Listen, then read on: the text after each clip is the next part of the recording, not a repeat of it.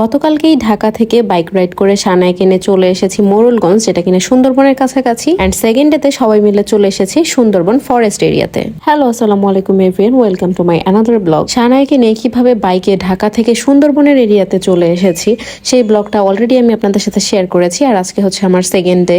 ঘুম থেকে উঠে সানায়কে খাওয়ানো হয়ে গেছে, আর সানায় অলরেডি রেডি হয়ে গেছে, আর বাকি সবাই রেডি হচ্ছে। আমরা সবাই মিলে এখন যাব সুন্দরবনের ফরেস্ট এরিয়াটাতে ঘুরতে। আর তার আগে বলে নেই, এটা কিন্তু সানায়ের পাপার মামার বাড়ি, মানে আমার মামা শ্বশুর বাড়ি। তো তারপর আমরা সবাই একটা অটো নিয়ে বের হয়ে পড়ি। ওনাদের বাসা থেকে একটু সামনেই কিন্তু সুন্দরবনের এই রোডটা দেখা যায়।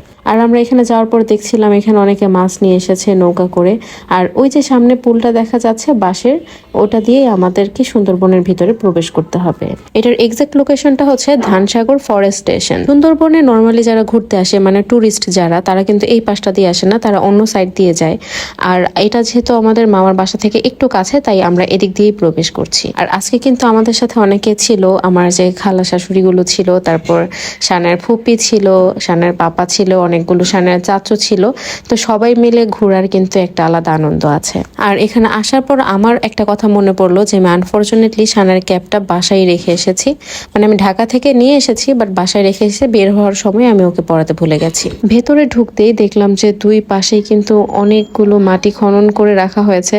এখানে সম্ভবত পুকুর বা কি করবে আমি জানি না শিওর, তবে বেশ মানে পুরোটা জায়গাতেই কিন্তু মাটি খনন করা অবস্থাতে ছিল।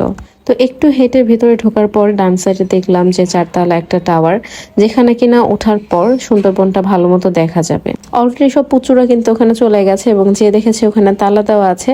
তো এখন আবার সানার পাপা যাবে যে ওটা লকটাই করার জন্য, যে ফরেস্ট ডিপার্টমেন্ট যে অফিসার আছে ওনার সাথে কথা বলে চাবিটা নেওয়ার জন্য। আর আমরা হচ্ছে এদিকে হাঁটি হাঁটি করছি সানাইকে নিয়ে। আর খুব ভালো রোদ ছিল।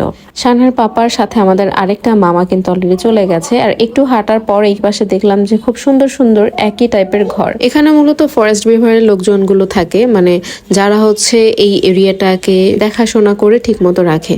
তো হচ্ছে সানায় আসার পর ওর কিন্তু পানি পিপাসা পেয়ে গেছে, আর ওর পিপিওকে একটু মাম খাওয়াচ্ছিল, কারণ যেহেতু অনেক রোদ পড়েছে, একটু পরপর পানি না দিলেই ডিহাইড্রেশন হয়ে যাবে। সানাইকে যখন আমি লং জার্নি করিয়েছি তখনও কিন্তু একটু পরপর ওকে কেক, তারপর কলা, পানি এইসব খাবার খাইয়েছি একটু পরপর, কারণ মানে লং ডিস্টেন্সে ও যদি কোথাও যায় তখন ও ভারী খাবার একদমই খেতে চায় না। আর এদিকে অলরেডি কিন্তু সানার পাপা চাবি নিয়ে চলে এসেছে, সাথে আরেকজন লোকও এসেছে যে কিনা আমাদের তালা খুলে ভিতরে ঢোকার জন্য সাহায্য করবে।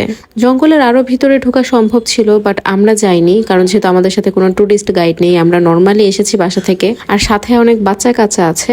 আর লোকমুখে শুনেছি যে এখানে মাঝে মাঝে বাঘ বা হরিণ দেখা যায় অনেক সময়।